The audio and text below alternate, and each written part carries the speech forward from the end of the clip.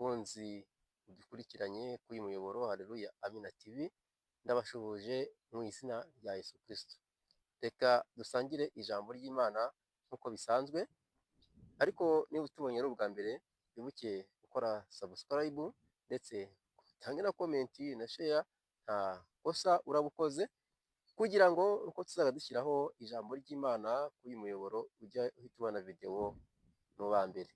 Reka dusome ijambo ry'Imana mu gitabo cy'ibyakozwe n'intumwa, ibice byaho 3 n'umurongo wa 19. Ibyakozwe n'intumwa ibice 3 umurongo wa 19 ndetse ngo nuko mwihane muhindukire, ibyaha byanyu bihanagurwe, ngo iminsi yo guhemburwa ibone ukwiza ituruka ku mwami Imana.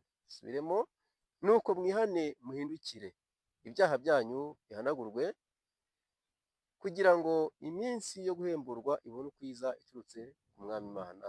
Amen.